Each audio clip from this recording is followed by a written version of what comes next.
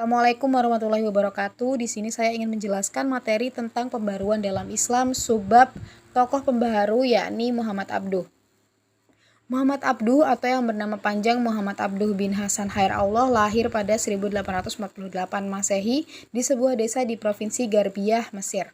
Ayahnya sendiri bernama Abduh bin Hasan Khairallah. Muhammad Abduh adalah sosok yang taat dan cinta ilmu, berasal dari keluarga yang sederhana, namun berkat semangat menuntut ilmunya, Abduh mampu menghafal seluruh isi Al-Quran dalam waktu 2 tahun.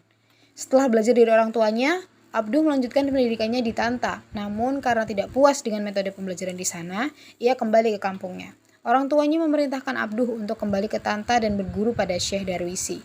Bimbingan dari Syekh tersebut membuat semangat Abduh bangkit kembali. Selanjutnya, Abduh melanjutkan pendidikannya di Al-Azhar pada 1871. Akhirnya Abduh bertemu dengan Jamaluddin Al-Afghani dan memperoleh pengetahuan filsafat, ilmu kalam, dan ilmu pasti, di mana dia belajar di Al-Azhar itu cuma belajar agama saja ya teman-teman. Pertemuannya dengan Jamaluddin membuatnya semakin kecewa terhadap metode belajar di Al-Azhar.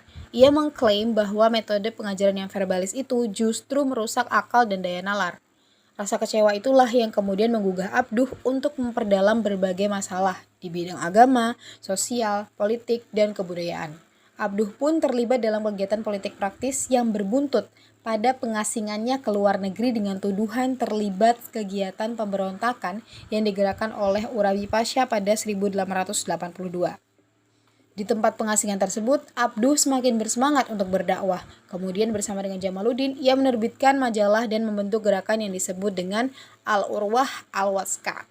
Ide gerakan ini membangkitkan semangat umat Islam untuk bangkit melawan kekuasaan Barat. Namun sayangnya majalah tersebut tak berumur panjang karena peredarannya diblokade atau dilarang oleh pemerintah kolonial di daerah yang mereka kuasai. Setelah penerbitannya dihentikan, ia menuju ke Tunis dan beberapa negara Islam lainnya sebelum akhirnya kembali ke Beirut pada 1884. Abduh lebih banyak menulis dan menerjemahkan kitab-kitab ke dalam bahasa Arab di Beirut.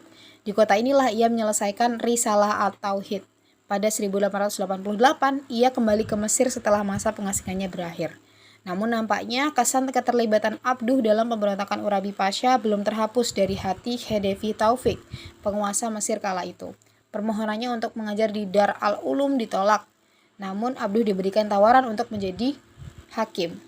Abduh merasa tak ada tawaran yang lebih baik, makanya ia menerima tawaran tersebut.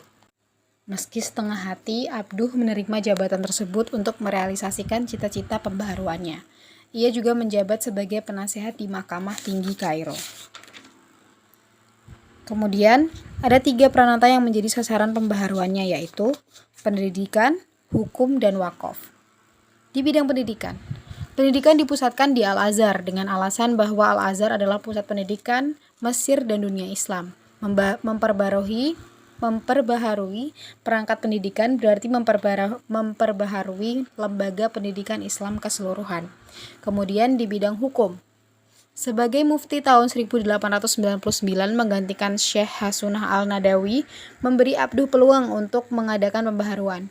Upaya yang pertama adalah memperbaiki kesalahan pandangan masyarakat dengan memberi kesempatan kepada siapapun yang memerlukan jasanya. Kemudian bidang yang ketiga yaitu wakaf. Wakaf merupakan sumber dana yang sangat berarti pada masa itu, sedangkan dalam pengelolaan administrasi sangat tidak efektif. Untuk itu, ia membentuk majelis administrasi wakaf dan duduk sebagai anggota. Abduh berhasil memasukkan perbaikan masjid sebagai salah satu sasaran rutin penggunaan dana wakaf. Maka mulailah dilakukan pembaruan perangkat masjid dan juga kualitas khutbah dan khatib. Abduh meminta khatib harus berasal dari mereka yang dari Al-Azhar. Berdasarkan penjelasan tersebut dapat disimpulkan bahwa betapa besarnya peran Muhammad Abduh dalam pembaharuan Islam setelah kembali dari pengasingan. Kendati demikian, tak semua idenya dapat diterima oleh penguasa dan pihak Al-Azhar. Penghalang utama adalah ulama yang berpikiran statis bahwa orang awam dapat mereka pengaruhi. Khedive pun akhirnya tidak menyetujui pembaharuan fisik yang dibawanya, terutama institusi wakaf yang menyangkut masalah keuangan, yang dirasa sulit dan banyak penghalangnya.